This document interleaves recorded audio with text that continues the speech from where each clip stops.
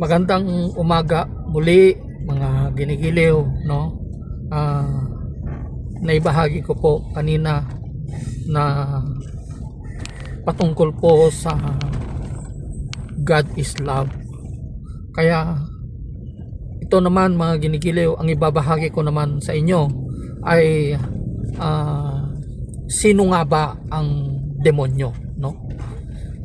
Sino nga ba ang demonyo? Sabi niya po mga ginikiliw, no? Ang sinasabi niya po sa John 10:10 na ang demonyo mga ginikiliw ay pumunta upang manira, pumatay. Yun po ang kalikasan ng isang demonyo, manira at pumatay. Ganun po ang kalikasan ng isang demonyo, no? Nakikita ba natin ang demonyo mga ginigiliw? Opo, nakikita po natin ang demonyo, pag-uugali ng demonyo sa pamamagitan ng ginagamit ng demonyo ang isang tao sa kasamaan mga ginigiliw. Ginagamit niya po ang tao sa paggawa ng kasamaan.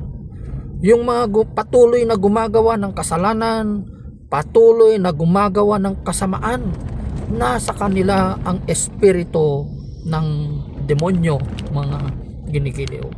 Kaya meron pong sinabi doon sa salita ng Panginoon na ang patuloy na gumagawa ng kasamaan at kasalanan ay anak ng dyablo, sabi niya po. So ginagamit po ng demonyo ang isang tao sa paggawa ng kasamaan. Opo. Yung patuloy na paggawa ng kasalanan, iyan ay indikasyon, iyan ay pagpapatunay na ang isang tao ay nasa kanya ang ugali ng kademonyohan mga ginigiliw. Yung pagpatay, paninira ng kapwa-tao, pagnanakaw, panlilinlang, paninira, lahat ng klase ng kasamaan mga ginigiliw. Yan, nasa kanila ang pag-uugali ng isang demonyo.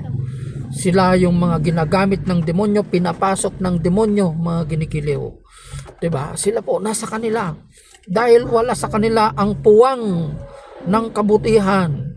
Ang lahat sa kanila, nasa kanila ang kalikasan ng isang kasamaan mga ginigiliw.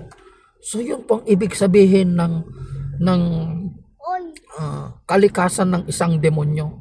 Nakikita natin ang demonyo sa pamamagitan ng paggamit nito sa isang tao na patuloy na gumagawa ng kasamaan at kasalanan mga ginigiliw.